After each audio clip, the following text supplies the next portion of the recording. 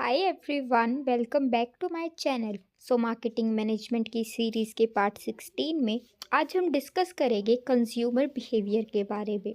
तो अगर हम आज के टॉपिक की बात करते हैं तो हम आज की इस वीडियो में कंज्यूमर बिहेवियर के कॉन्सेप्ट को समझेंगे और उसके फीचर्स और इम्पोर्टेंस ऑफ कंज्यूमर बिहेवियर को डिटेल में डिस्कस करेंगे। तो चलिए बिना टाइम वेस्ट करे शुरू करते हैं हमारी आज की इस वीडियो को। पर उससे पहले ये जो वीडियो है वो पंजाब यूनिवर्सिटी के बीकॉम, बीबीए, एमबीए, एमकॉम और किसी भी कॉम्पिटिटिव एग्ज़ाम वाले स्टूडेंट्स के लिए रेलेवेंट होने वाली है। और ये जो टॉपिक है वो काफ़ी ही इम्पॉर्टेंट टॉपिक है जिस पर 5 to 15 मार्क्स के काफ़ी सारे क्वेश्चंस अक्सर एग्ज़ाम में देखने को मिलते हैं।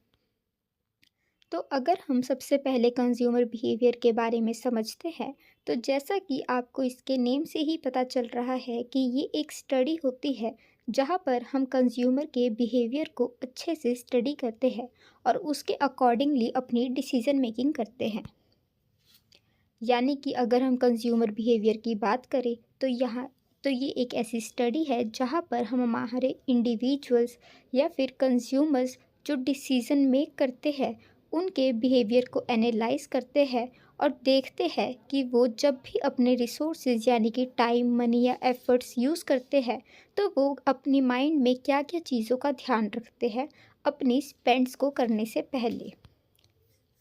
तो अगर हम आसान शब्दों में समझें तो कंज्यूमर बिहेवियर एक ऐसी स्टडी है जहाँ पर कंज्यूमर्स के बिहेवियर को स्टडी किया जाता है जो वो एक्ट करते हैं जब वो किसी भी प्रोडक्ट या सर्विस की सर्च करते हैं, परचेज करते हैं, यूज़ करते हैं, इवेल्युएट करते हैं या फिर उसको डिस्पोज करते हैं। यानी कि जब भी कोई कस्टमर किसी भी प्रोडक्ट एंड सर्विसेज को ख़रीदने के बारे में सोचता है, उसको परचेज़ करता है और परचेज़ या फिर यूज़ करने के बाद उसको जब वो डिस्पोज करता है तो उन सभी समय पर उसके बिहेवियर की स्टडी को हम कंज्यूमर बिहेवियर कहते हैं। तो अगर अब हम इनकी बात करते हैं फीचर्स, कैरेक्टरिस्टिक्स या फिर नेचर ऑफ कंज्यूमर बिहेवियर के बारे में, तो सबसे पहले जो कंज्यूमर बिहेवियर होता है वो काफ़ी ही इन्फ्लुएंस्ड होता है वेरियस फैक्टर्स के थ्रू। यानी कि जो कंज्यूमर का बाइंग बिहेवियर है वो किसी एक सिंगल चीज़ या फिर सिंगल फैक्टर पर डिटर्मिन नहीं होता, बल्कि डिफरेंट डिफरेंट फैक्टर्स होते हैं जो किसी भी कंज्यूमर के बिहेवियर को इजीली इन्फ्लुएंस कर सकते हैं। जैसे कि उसकी personal, demographic, psychological, physiological factors. For example age, अगर कोई बच्चा है तो वो चॉकलेट, टॉफ़ी या फिर खिलौनों से अट्रैक्ट होता है, पर वहीं पर अगर कोई मिडिल मैन है तो उसको अच्छे अच्छे कपड़े, वॉचेस, शूज़, कार, एक्टिवा का शौक़ होता है। इसके अलावा जो हमारी इनकम होती है वो भी हमारी बिहेवियर होती है उसको काफ़ी ज़्यादा इन्फ्लुएंस करती है। फॉर एग्ज़ाम्पल, अगर कोई पर्सन काफ़ी ही रिच है तो वो महंगी से महंगी चीज़ें भी इजीली अफोर्ड कर सकता है। बट अगर कोई पर्सन लो या फिर मिडिल इनकम का है तो उसे अपनी इनकम के अकॉर्डिंग ही स्पेंड करना होता है ताकि उसका जो नीड्स है वो भी सेटिस्फाई हो पाए और उसके पास थोड़ी बहुत सेविंग भी बचे। तो यहाँ पर इन्हीं फैक्टर्स नहीं होते बल्कि काफ़ी सारे ऐसे फैक्टर्स होते हैं जो किसी भी कंज्यूमर के बिहेवियर में इन्फ्लुएंस लाते हैं। इसके बाद जो हमारा सेकंड फीचर या फिर करेक्टरिस्टिक ऑफ कंज्यूमर बिहेवियर होता है वो होता है अंडरगोज अ कांस्टेंट चेंज।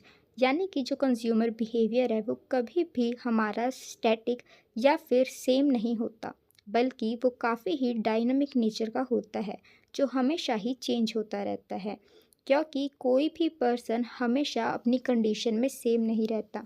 जैसे हमने ऊपर वाले फर्स्ट फीचर में डिस्कस किया है कि जो बच्चे होते हैं उनकी अलग नीड्स एंड वांट्स होती है, जो हमारे मिडिल एज पर्सन होते हैं उनकी अलग नीड्स एंड वांट्स होती है।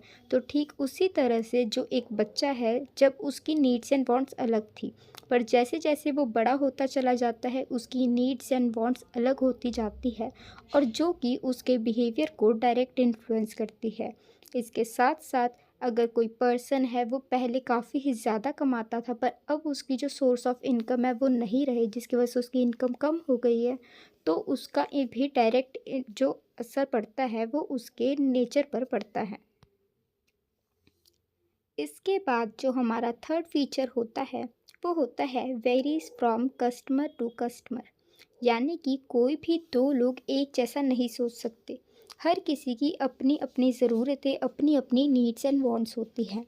फॉर एग्जांपल, अगर एक पर्सन है, उसको होंडा की एक्टिवा पसंद है, तो वही दूसरे पर्सन को मारुति सुजुकी की एक्टिवा पसंद है।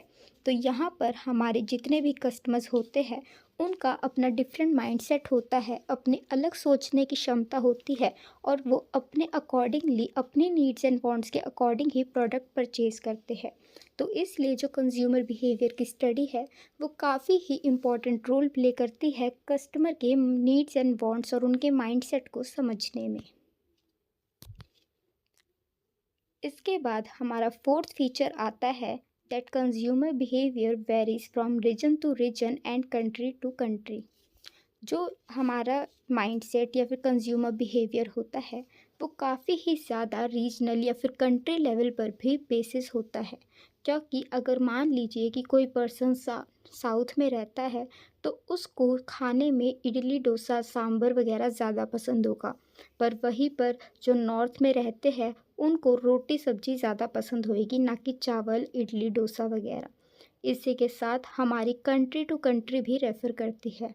फॉर एग्ज़ाम्पल, फॉरेन कंट्रीज़ में लोग नॉन-वेज को ज़्यादा प्रेफ़र करते हैं, पर वही अगर हम इंडियंस को देखें तो मोस्टली इंडियंस वेजिटेरियन मिलते हैं। तो यहाँ पर आपके eating habits, lifestyle, customs, traditions, festivals अलग होते हैं, जिसकी वजह से आपका जो माइंडसेट है और आपकी स्टडी ऑफ कंज्यूमर बिहेवियर है, वो भी डिफ़र करती है।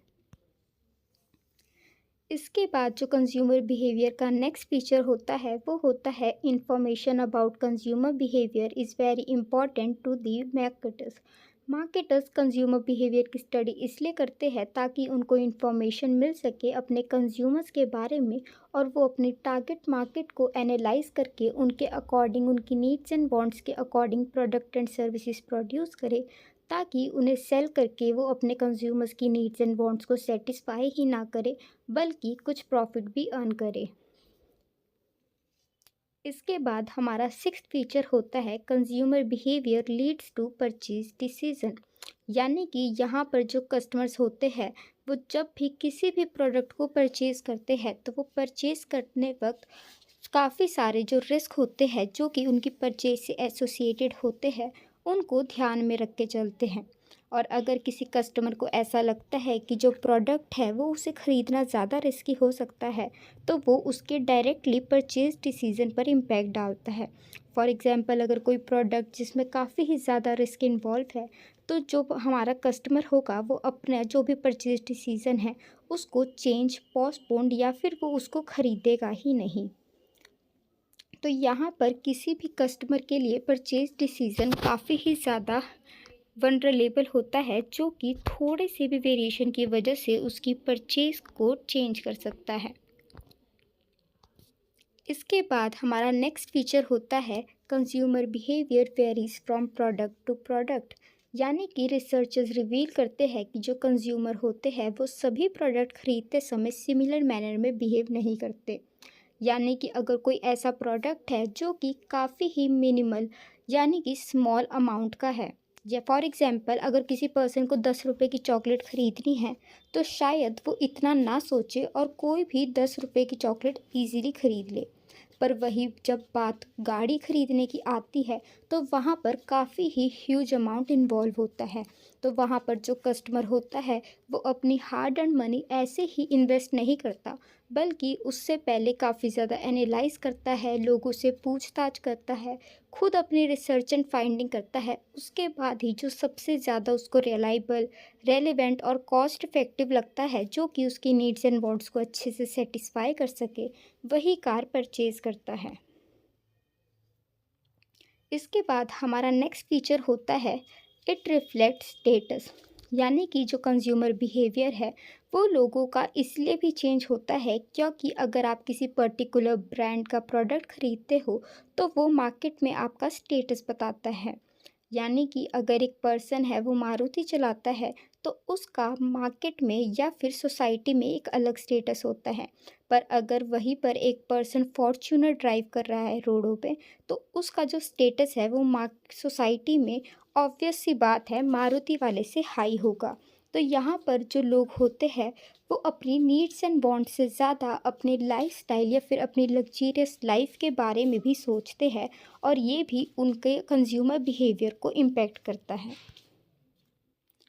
अब हम समझते हैं कंज्यूमर बिहेवियर की इम्पोर्टेंस के बारे में, यानी कि बिहेवियर ऑफ कंज्यूमर को समझना किसी भी मार्केटर, ऑर्गेनाइजेशन या कंपनी के लिए क्यों ज़रूरी होता है।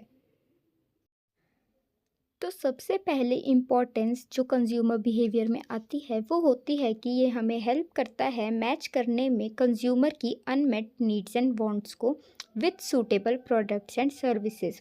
यानी कि जो कंज्यूमर बिहेवियर है वो एक काफ़ी ही वाइडर टर्म है जिसके अंदर काफ़ी सारे एलिमेंट्स इन्वॉल्व होते हैं। फॉर एग्जांपल, कंज्यूमर बिहेवियर में एक पर्सन कंज्यूमर की स्टडी करते वक्त काफ़ी ही ज़्यादा साइकोलॉजी, सोशियोलॉजी, सोशल एंथ्रोपोलॉजी जैसी सब्जेक्ट्स को ध्यान में रखकर ही कंज्यूमर बिहेवियर की स्टडी कंडक्ट करता है। तो यहाँ पर जो मार्केटिंग या फिर इकोनॉमिक्स होते हैं वो काफ़ी ही ज़्यादा अंडरस्टैंड करते हैं decision making processes of buyers को लेके। यानी कि इस स्टडी में काफ़ी ही ज़्यादा केयरफुली एनालिसिस होता है एक बायर के माइंडसेट को, कि जब भी वो कोई प्रोडक्ट परचेज़ करना चाहता है तो वो कौन कौन से फैक्टर्स या फिर कौन कौन सी चीज़ें अपने माइंड में सोचता है किसी भी प्रोडक्ट या सर्विस को परचेज़ करने से पहले। अब इस स्टडी में कंज्यूमर बिहेवियर करने वाले रिसर्चर्स के लिए ज़रूरी है कि वो एक इंडिविजुअल या फिर कंज्यूमर को इंडिविजुअली ही नहीं बल्कि ग्रुप्स में भी स्टडी करें। फॉर एग्ज़ाम्पल, अगर हम HUL यानी कि हिंदुस्तान यूनिलीवर कंपनी की बात करते हैं तो उसने इनिशियली जो लक्स की ब्रांड पोजीशनिंग थी वो the soap of the stars title से की थी। पर समय के साथ उसे पता चला कि जो इंडिविजुअल्स है वो इस टाइटल से खुश नहीं है, तो उसने भी अपनी ब्रांड पोजीशनिंग शिफ्ट कर दी the soap of the star से लेके bring out the star in you, जिसकी वजह से उसको काफ़ी ही ज़्यादा प्रॉफिट देखने को मिला और साथ में लोगों में उसकी गुडविल भी इंक्रीज़ हुई। इसके बाद हमारी सेकंड इम्पॉर्टेंस होती है कि जो कंज्यूमर बिहेवियर है वो हमें हेल्प करता है मार्केट सेगमेंटेशन करने में। सबसे पहले मार्केट सेगमेंटेशन का मीनिंग होता है कि आप काफ़ी ही ज़्यादा वाइडर मार्केट को डिफरेंट डिफरेंट स्मॉल सेगमेंट्स में डिवाइड करते हो और एक एक सेगमेंट को अच्छे से स्टडी करते हो जो आपको लगता है कि आपके लिए यूज़फुल है और आप उसको टारगेट कर सकते हो। क्योंकि सभी कंज्यूमर्स के माइंड में अपनी अलग प्रेफरेंसेस होती है, उनकी स्पेशल नीड्स होती है, पर्सनैलिटीज़ होती है, लाइफस्टाइल होती है, और इंडिया एक काफ़ी ही लार्जेस्ट कंज्यूमर मार्केट है due to its high population. तो यहाँ पर लोगों की जो माइंडसेट्स है वो काफ़ी ही डिफरेंट और काफ़ी ज़्यादा होती है। इसलिए हमारे लिए इंडिया में रहकर कंज्यूमर बिहेवियर को स्टडी करना किसी भी मार्केटर के लिए काफ़ी इम्पॉर्टेंट होता है, क्योंकि ये किसी कंपनी को प्रॉफिट और लॉस में ले जा सकता है। इसलिए यहाँ पर जो मार्केटर्स होते हैं वो डिफरेंट डिफरेंट मार्केट सेगमेंट्स को स्टडी करते हैं और जो भी उन्हें सबसे ज़्यादा प्रॉफिटेबल सेगमेंट लगती है उसको सिलेक्ट करके उन कस्टमर्स की नीड्स एंड वांट्स को सेटिस्फाई करने के लिए वो अपने प्रोडक्ट एंड सर्विसेज मैन्युफैक्चर करते हैं। इसके बाद हमारा थर्ड इम्पॉर्टेंस होती है कि जो कंज्यूमर बिहेवियर होता है वो हेल्प करता है प्रोडक्ट पोजीशनिंग में। सबसे पहले जो प्रोडक्ट पोजीशनिंग है उसका मतलब होता है एक ऐसी स्ट्रेटेजी जो कि मार्केटर्स या फिर रिसर्चर्स अडॉप्ट करते हैं ताकि वो मार्केट के अंदर अपना जो प्रोडक्ट है उसकी पोजीशन बिल्ड कर सके, यानी कि मार्केट में अपने प्रोडक्ट की कोई एक पोजीशन सेट कर सके ताकि उसकी मार्केट में या फिर लोगों के माइंड में एक स्पेसिफिक इमेज क्रिएट हो जाए जिसकी वजह से जो प्रोडक्ट है वो सेल करना आसान हो सके। तो यहाँ पर जो कंपनी या मार्केटर्स होते हैं वो various strategies, programmes and plans बनाते हैं जिसके थ्रू वो एडवर्टाइजमेंट करते हैं और प्रमोट करते हैं अपने प्रोडक्ट को मार्केट में, ताकि ज़्यादा से ज़्यादा लोगों को उनके प्रोडक्ट की एग्जिस्टेंस के बारे में पता चले और उनके माइंड में जो प्रोडक्ट है उसकी एक पॉजिटिव इमेज क्रिएट हो सके। इसके बाद हमारी लास्ट इम्पॉर्टेंस होती है कि जो कंज्यूमर बिहेवियर होता है वो हमें हेल्प करता है न्यू प्रोडक्ट डेवलपमेंट में और इंटरनेशनल मार्केटिंग में। जैसा कि हमें पता है कि आजकल ग्लोबलाइजेशन का ज़माना है, तो यहाँ पर काफ़ी सारी जो कंपनीज़ है वो ग्लोबली वर्क करना चाहती है, पर ग्लोबली वर्क करने से पहले किसी भी कंपनी के लिए ज़रूरी है कि जिन कंट्रीज़ में वो अपना वर्क एक्सपेंड करना चाहती है वहाँ के कंज्यूमर्स के बारे में स्टडी करें, क्योंकि जैसा कि हमने पहले समझा कि हर रीजन की, हर कंट्री की अपने अलग माइंडसेट होते हैं। तो किसी भी कंपनी के लिए डायरेक्टली अपने प्रोडक्ट एंड सर्विसेज मैन्युफैक्चर करके दूसरी कंट्री में सेल करने से पहले ज़रूरी है कि वो वहाँ के लोगों के माइंडसेट को स्टडी करे और उनकी एक्चुअल नीड्स एंड वांट्स को स्टडी करके समझ के उन्हीं के अकॉर्डिंग प्रोडक्ट्स मैन्युफैक्चर करके फिर सेल करे। तो इसी के साथ हमारे यहाँ आज की ये वीडियो यहीं पर ख़त्म होती है। आई होप आपको कंज्यूमर बिहेवियर का टॉपिक और इसके फीचर्स एंड इम्पोर्टेंस अच्छे से समझ आए हो। अगर आपको वीडियो अच्छी और यूज़फुल लगती है then do like, share, subscribe and comment. Thanks for watching.